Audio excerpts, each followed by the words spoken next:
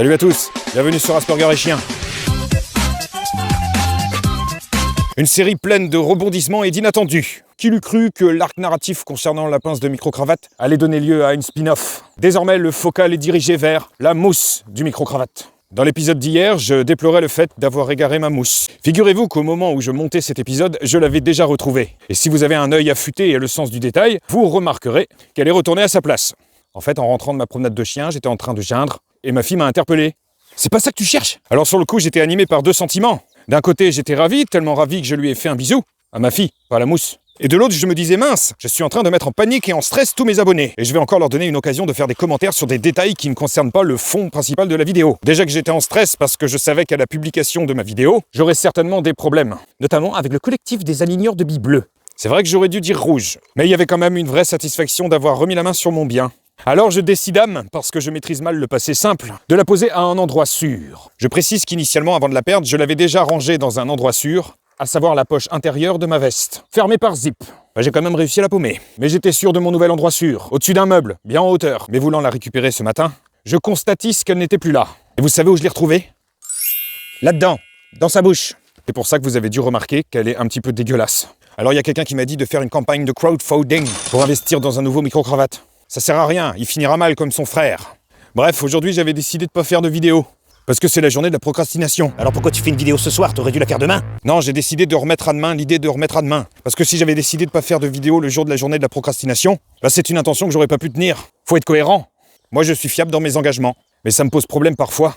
Parce qu'en fait, comme je suis trop gentil... Ah, excuse-moi de t'interrompre, t'es pas gentil, t'es manipulable. Va te faire foutre. Comme je sais pas dire non, c'est ce que je dis. Comme j'aime bien faire plaisir et rendre service, bah je me retrouve parfois submergé de plein d'engagements. Et le problème, c'est que je supporte difficilement de ne pas pouvoir les tenir. À chaque fois qu'on me demande un service, qu'on me propose un projet, au fond de moi, j'ai une petite voix qui me dit « Résiste, prouve que tu existes !» Mais rien n'y fait, je suis complètement happé parce que j'ai pas pris le temps de réfléchir. Et là, je pressens que ce que je suis en train de vous raconter va avoir des conséquences dans ma messagerie privée. Non Fabrice, j'espère que tu dis pas ça pour moi. Mais si tu veux, le truc, ça peut attendre. Mais je parlais pas de toi. Ah bon, c'est pas moi, tu parlais de l'autre? Non, pas de l'autre non plus. Je parlais de vous tous. Et par extension, de moi. Mais en soi, ça me dérange pas parce que je fais des trucs qui m'intéressent, j'ai certaines compétences qui me permettent d'aller vite. Mais le truc, c'est qu'à un moment, je me sens envahi, complètement étouffé, avec une seule envie, c'est que ça s'arrête. De toute façon, c'est pas des activités annexes que tu gères, c'est la gestion d'un ministère. Oh, c'est bien dit, ça. Le ministère de ton fonctionnement de merde. Là, c'est moins sympa. T'es autant organisé que l'intérieur d'un sac à main de bonne femme. Arrête avec tes conneries, je vais avoir des problèmes avec le collectif des sacs à main de bonnes femmes. Et je vous parle pas de celle qui aligne des billes bleues aussi. Alors arrête de faire plaisir à tout le monde, s'il te plaît.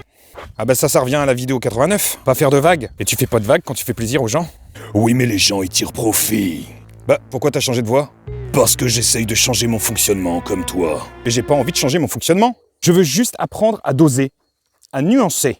Tu vois, par exemple, dans ma manière de communiquer, essayer de considérer davantage les potentielles résonances émotionnelles que ça peut susciter chez l'autre. Et peut-être moi d'essayer un petit peu plus d'identifier ce que je ressens. Parce que à part une émotion neutre et une émotion négative, y a pas grand-chose. Quoique, il y a quand même des petits moments d'excitation qui font plaisir parfois. En fait, si je m'embrouille avec quelqu'un, émotionnellement, ça va rien me faire.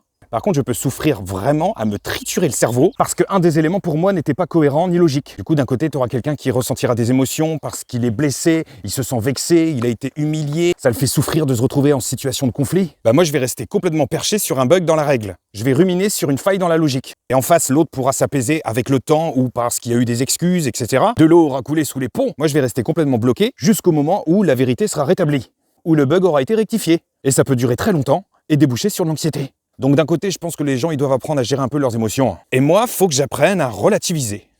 Et il faut aussi que j'apprenne à détecter l'expression émotionnelle de l'autre et entendre les besoins que ça implique. Ça, je vous l'avais déjà dit dans la vidéo sur l'empathie. Mais parle pas de ce que tu connais pas! Ah, pour le coup, cette nouvelle voix, je suis pas convaincu. Ouais, t'as raison, elle est pourrave. En fait, ce que j'expliquais à l'époque, c'est que quand je vois quelqu'un qui exprime des émotions, intérieurement, je vais basculer du mode neutre au mode négatif et je vais avoir tendance à vouloir rectifier ce qui pour moi fait défaut. Autrement dit, trouver des solutions pour l'autre, rationaliser et rester cartésien avant tout. Et des fois, je passe pour un sans-cœur. Mais putain, t'as pas d'émotion, pleure avec moi. Je peux pas, c'est ça le drame. Je sais bien que j'ai des défauts et que j'ai peut-être moyen d'améliorer des trucs, mais aujourd'hui, c'est pas le jour. Je remets ça à demain.